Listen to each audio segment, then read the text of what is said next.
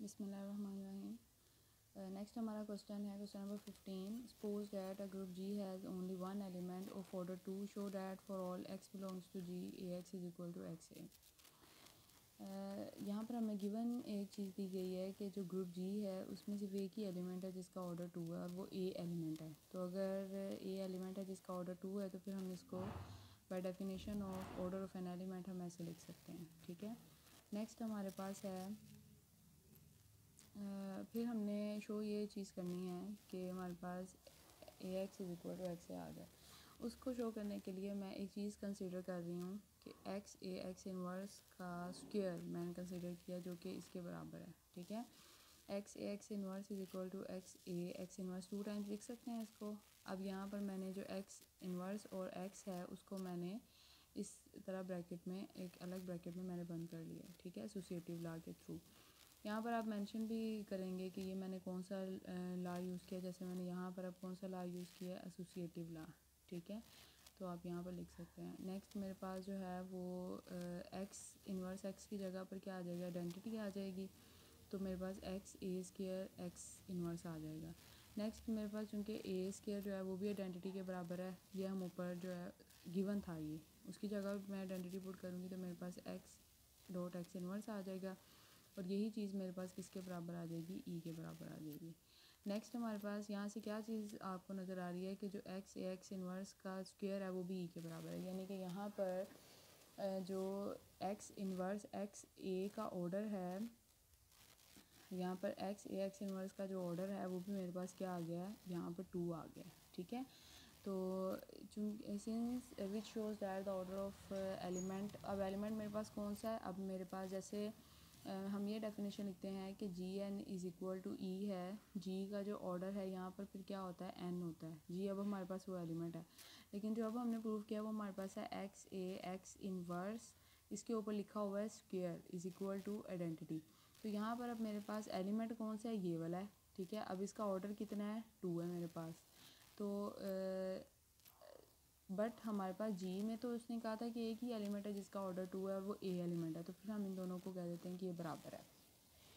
ठीक है, तो जब ये दोनों एक ही एलिमेंट है, बराबर हैं, तो फिर हम इसको ऐसे लिख सकते हैं क्योंकि हमने अपने मेन रिजल्ट की तरफ जाना है जो कि हमारे पास है X A is equal to A X. ठीक है, तो मैंने क्या किया है, मैंने हमारे पास जो लिखा हुआ है एक्स ए एक्स इनवर्स जो था वो मैंने हमारे पास अब इसके बराबर आ गया। मैंने एक्स इनवर्स को यहाँ से ख़त्म करना है तो मैं दोनों तरफ एक्स से मल्टीप्लाई कर देती हूँ। एक्स इनवर्स है, इधर भी मैंने एक्स लिख दिया और ए के साथ भी मैंने एक्स मल्टीप्लाई कर दिया। तो अब एक्स इनवर्स एक्स जो है वो आइडेंटिटी के बराबर आ जाएगा। तो यहाँ से क्या आ जाएगा, X A is equal to A X आ जाएगा। ठीक है, नेक्स्ट हमारे पास है, ये हमारा प्रूव हो गया। नेक्स्ट हमारे पास है कि let G be a group such that कि ए बी के ऊपर whole power N is equal to A N B N for 3 consecutive natural numbers N for all A B belongs to G then show that G is abelian. मैं 3 consecutive natural number ले रही हूँ, उनके लिए जो है ये चीज़ hold करती है ये वाली, और फिर मैंने शो ये करना है कि जी जो है वो एक अबेलियन ग्रुप है। यानी कि मैंने ये शो करना है लास्ट पे B is equal to B ए।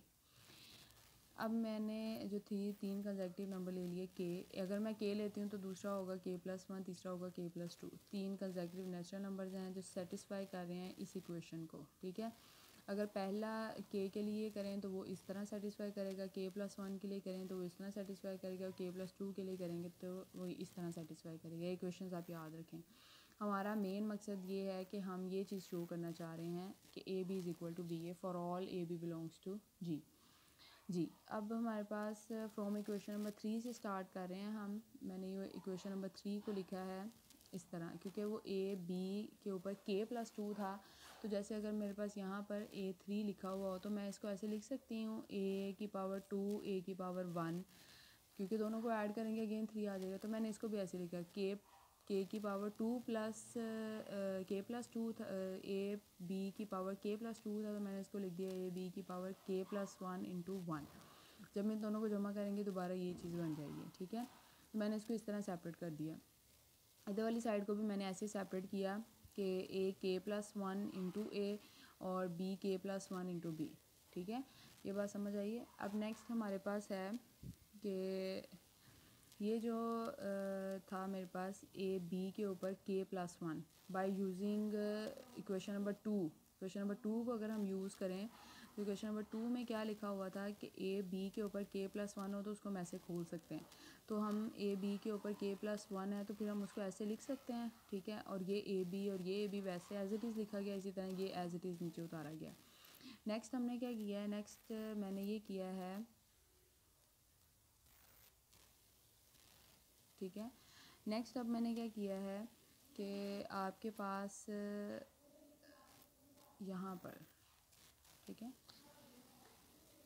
मैंने यहाँ पर एसोसिएटिव लॉ अप्लाई किया है। एसोसिएटिव लॉ कैसे अप्लाई किया है कि k+1, चूँकि ये पूरी चीज़ ऐसे लिखी हुई है ब्रैकेट में, तो मैंने यहाँ पर ब्रैकेट्स जो हैं वो एक्सचेंज किए हैं ऐसे, ठीक है। तो एसोसिएटिव लॉ यहाँ पर आप लिख भी सकते हैं, एसोसिएटिव लॉ आपने यूज़ किया है, ठीक है। तो जब एसोसिएटिव लॉ आपने यूज़ किया है तो यहाँ से ये वाली चीज़ और ये वाली चीज़ तो ठीक रहेगी, लेकिन ये चीज़ देखें और ये चीज़ देखें सेम है, ये चीज़ देखें ये चीज़ देखें सेम है। तो यहाँ से आप कैंसिलेशन लॉ अप्लाई करेंगे तो ये लेफ़्ट और राइट कैंसिलेशन लॉ अप्लाई करें तो आपके ये दोनों तरफ से ये ए k+1 लेफ़्ट साइड से और बी जो है वो राइट साइड से कैंसिल आउट हो जाएगा। तो ये सिर्फ दरमियान वाली टर्म आपके पास रह जाएगी। अब आपने क्या करना है, अब आपने दोनों तरफ ए के से मल्टीप्लाई कर लेना है इसी इक्वेशन को, ठीक है। जब आप ए के से मल्टीप्लाई कर लेंगे तो नेक्स्ट स्टेप में क्या आता है आपके पास, ये जो आपका बी k+1 है उसको अगेन आप स्प्लिट कर रहे हो दो हिस्सों में, बी के डॉट बी में, और इसी तरह इसको भी आप सेपरेट कर रहे हो, ठीक है। इसको नहीं भी करना तो ना करें क्योंकि नेक्स्ट में ये ऐसे यूज़ हो जाएगा। अब हमारे पास है, मैंने क्या किया है, मैंने फिर ब्रैकेट्स चेंज किए हैं, लेकिन कैसे किए हैं, ऐसे, ठीक है। इसमें भी मैंने ऐसे ही ब्रैकेट्स चेंज किए हैं, ठीक है। अब नेक्स्ट आपका क्या काम है कि आपने अब ये जो ए के बी के लिखा हुआ है, बी ए लिखा हुआ है, ये ए k+1 है, बी k+1 है, मैंने इसको एक ब्रैकेट में चेंज कर लिया by using again equation number 2, और by using again equation number 1 से हम इसको इसमें चेंज कर सकते हैं, ये वाली चीज़ में, ठीक है।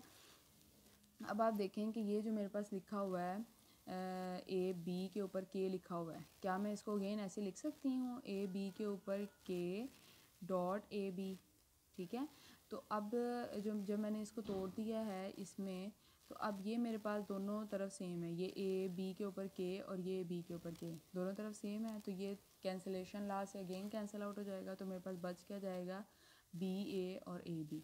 तो यही हमने प्रूव करना था कि जो जी है वो अबेलियन ग्रुप है, यानी कि बी ए और ए बी को सेटिस्फाई कर रहा है जब आपके पास ये कंडीशन है ए बी के ऊपर n is equal to A N B N for any 3 consecutive natural numbers, ठीक है। नेक्स्ट जो हमारा क्वेश्चन है, क्वेश्चन नंबर 17। क्वेश्चन नंबर 17 जो है वो भी हमारे पास सेम लाइंस पर है, बस यहाँ पर उसने बता दिया हुआ है G is an abelian group show that के ए बी के ऊपर n is equal to A N B N for all A B belongs to G. यहाँ पर अब उसने हमारे पास हमें जो n दिया हुआ है वो नेचुरल नंबर नहीं है। यहाँ पर हम क्योंकि हम नेचुरल नंबर के लिए तो देख ही चुके हैं ना, 3 कंसेक्यूटिव नेचुरल नंबर के लिए। अब यहाँ पर आप तमाम नेचुरल नंबर्स के लिए भी देख सकते हैं, तमाम इंटीजर्स के लिए भी देख सकते हैं, ठीक है। तो अगर हम तमाम नेचुरल नंबर्स के लिए देखें तो वहाँ पर फिर हम बाय यूजिंग इंडक्शन मेथड उसे सॉल्व करेंगे, और आपको इंडक्शन मेथड पता होगा कि उसमें हम n इज़ इक्वल टू 1 के लिए और n is equal to k के लिए सपोज कर लेते हैं और n is equal to k+1 के लिए प्रूव कर लेते हैं, ठीक है।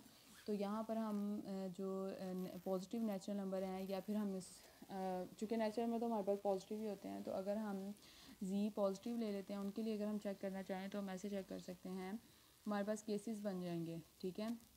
यहाँ पर बच्चे एक चीज़ आपको गिवन दी हुई है कि जी अबेलियन ग्रुप है, ठीक है। यहाँ पर आप जी ए और बी की शफलिंग कर सकते हैं। जो पीछे वाला क्वेश्चन था वहाँ पर आपने खुद प्रूव करना था कि जी अगर ए बी के ऊपर whole power n is equal to A N B N लिखा हुआ हो तो आप उसको शफलिंग नहीं कर सकते, बल्कि आप उसको यूज़ करेंगे और आप उसको सॉल्व करते हुए लास्ट पर अबेलियन ग्रुप प्रूव करेंगे। यहाँ पर आपको अबेलियन ग्रुप गिवन दिया हुआ है, आपने ये चीज़ शो करनी है।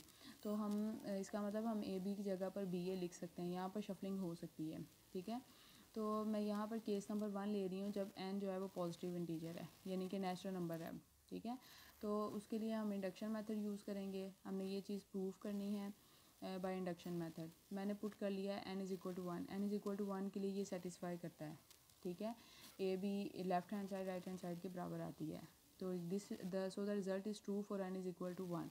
अब मैंने रिज़ल्ट लिया है, सपोज कर लिया है कि this result is true for n is equal to k, n is equal to k के लिए ये रिज़ल्ट ट्रू है, तो फिर मैं ऐसे लिख सकती हूँ।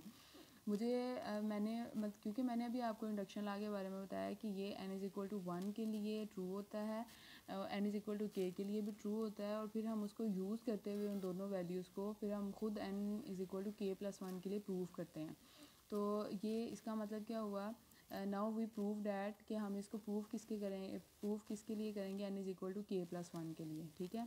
एज़ चूँकि ये चीज़ हमने ऊपर कही है कि ये ट्रू है for n is equal to k के लिए, तो ये हम लिख सकते हैं। मैंने दोनों तरफ ए बी को मल्टीप्लाई किया यहाँ पर, तो ये वाली चीज़ मेरे पास अब क्योंकि मैंने k प्लस 1 बनाना है, अब k प्लस 1 के लिए आप प्रूव करना चाह रहे हैं, तो आपके इधर वाली साइड पर फिर अब k प्लस 1 होना चाहिए, तो आप इसको यूज़ कर लें, इसके साथ ये बी को मल्टीप्लाई करें, तो ये इधर वाली साइड पर एक k प्लस 1 हो जाएगा, ठीक है। और यहाँ पर दूसरी वाली साइड पर आप इस पर एसोसिएटिव लॉ पहले यूज़ करेंगे, देन फिर आप इसकी शफलिंग कर सकते हैं, क्योंकि जी क्या है, अबेलियन ग्रुप है। तो जब शफलिंग कर सकते हैं तो फिर आप ए के को ए के साथ सेपरेट कर सकते हैं, बी के को बी के साथ ब्रैकेट में बंद कर सकते हैं, ये वाली चीज़ ए के प्लस 1 होगी और ये वाली चीज़ बी के प्लस 1 होगी। इसका मतलब है कि ये रिज़ल्ट जो है वो ए के प्लस 1 के लिए भी ट्रू हो गया। इसका मतलब ये फिर पूरी नेचुरल नंबर के लिए ट्रू हो गया। अब नेक्स्ट हम सपोज कर लेते हैं कि n is negative natural number, negative integer. तो अगर n नेगेटिव इंटीजर है तो n इस शक्ल का है, ठीक है, n is equal to minus m type का है। बल्कि m जो था, m खुद, देखिए बच्चे मेरी बात समझने की कोशिश करें, ये जो m है जी, ये जो यहाँ पर m है, ये बजाते खुद एक पॉजिटिव इंटीजर है, लेकिन इसके साथ माइनस मल्टीप्लाई हो रहा है, जिसकी वजह से n की वैल्यू हम यहाँ पर अब क्या कंसीडर कर रहे हैं, माइनस m, यानी कि नेगेटिव इंटीजर, ठीक है। अच्छा जी, अब मैंने लिखा है ए एन के ऊपर m is equal to A B के ऊपर माइनस m क्यों लिखा, क्योंकि अभी हम पीछे सपोज कर चुके हैं कि अगर हम अब n की जगह पर नेगेटिव नेचुरल नंबर पुट करें, नेगेटिव इंटीजर पुट करें, तो क्या आंसर आता है हमारे पास। अब यहाँ पर हम चूँकि ए बी के ऊपर लिखा हुआ है माइनस m, तो हम इसको ऐसे लिख सकते हैं ए बी के ऊपर -1 और बाहर m, ठीक है, यही मैंने ऐसे लिखा हुआ है। देन फिर आपको इन्वर्स की प्रॉपर्टी अभी हम पीछे पढ़ चुके हैं, वो इस तरह है, बी इन्वर्स ए इन्वर्स के बराबर है, ठीक है, उसके ऊपर m लिखा हुआ है। देन नेक्स्ट में क्या है, चूँकि जी अबेलियन ग्रुप है तो शफलिंग हो सकती है, A B is equal to P A के बराबर हो सकता है, लिख सकते हैं ऐसे। अब हम यहाँ पर क्या कर रहे हैं, सेपरेट m यहाँ पर अप्लाई कर रहे हैं, सेपरेट m यहाँ पर अप्लाई कर रहे हैं। तो जब हम सेपरेट m अप्लाई कर रहे हैं, आप अगेन उसको -1 को m से मल्टीप्लाई करेंगे, -m, इस तरह -m आ जाएगा। तो -m की जगह पर आपने क्या ऐड किया हुआ था, n, और फिर यहाँ पर भी जो -m लिखा उसकी जगह पर भी आप n ऐड कर देंगे, तो आपके पास अगेन ये चीज़ प्रूव हो जाएगी कि ए बी के ऊपर whole power n is equal to A N B N के बराबर है। अब आपका रिज़ल्ट जो है वो n पॉजिटिव इंटीजर्स के लिए भी हो गया, नेगेटिव इंटीजर्स के लिए भी हो गया। अब आपका जो रिज़ल्ट है वो सिर्फ किस नंबर के लिए रह गया, अब आपका result n is equal to 0 के लिए रह गया। अब इस अगर तो ए के ऊपर ए बी के ऊपर n is equal to A N B N, ठीक है, लेफ़्ट और right side n is equal to 0 के लिए भी होल्ड कर जाती है, बराबर आ जाती है। इसका मतलब है कि आपका जो है, अगर जी अबेलियन ग्रुप है तो फिर ए बी के ऊपर whole power n is equal to A के ऊपर n, बी के ऊपर n जो है वो होल्ड करता है for all n belongs to integers के लिए, ठीक है। तो मैं के n is equal to 0 put करती हूँ, तो जब आप ए बी के ऊपर n लेंगे, n की जगह पर 0 पुट करेंगे तो आपको आइडेंटिटी मिल जाएगा, ए बी के ऊपर n is equal to A naught B naught, मतलब 0 0 मैंने पुट किया है, तो तब भी आइडेंटिटी आ जाएगी। इसका मतलब दोनों चीज़ें होल्ड कर रही हैं, तो यहाँ पर आपके पास n इज़ इक्वल टू 0 के लिए भी ये चीज़ होल्ड कर जाएगी, तो इसका मतलब है कि ये जो है वो होल्ड कर रहा है फॉर ऑल इंटीजर्स के लिए, n के लिए। अब नेक्स्ट क्वेश्चन है, शो डैट, ये सेट है, ये सेट के बारे में मैंने आपको बताया कि ये जनरल लीनियर ग्रुप का एक सेट है, ठीक है। तो ऑफार 2 क्रॉस 2 नॉन सिंगुलर मैट्रिसेस हैं इसमें सारे, और ये ग्रुप है अंडर मल्टीप्लिकेशन ऑफ मैट्रिसेस, तो आपने इसको शो करना है। Do yourself. आपने इस क्वेश्चन को खुद ग्रुप शो करना है। इसके लिए पहली 4 प्रॉपर्टीज़ आपने सेटिस्फाई करवानी है, ठीक है। तो यानी कि क्लोजनेस, कोई से भी 2 आप लोगों ने सेट उठा लेने हैं, 2 एलिमेंट उठा लेने हैं जनरल लीनियर ग्रुप में से, और फिर एसोसिएटिविटी के लिए कोई से भी 3 उठा लेने हैं। इसी तरह कोई एक एलिमेंट के लिए आपको आइडेंटिटी एलिमेंट भी मिल जाएगा, और हर एलिमेंट का इन्वर्स भी यहाँ पर एग्जिस्ट कर जाएगा because of non singularity of the matrices, ठीक है। तो ये आपने अब खुद क्वेश्चन करना है, ये आपके ज़िम्मे है। यहाँ पर हमारी एक्सरसाइज जो है 2.1 कंप्लीट होती है, ठीक है। अब इसकी आप प्रैक्टिस करिएगा ताकि आपको ये अच्छे से आ जाए। ओके जी, अल्लाह हाफिज़।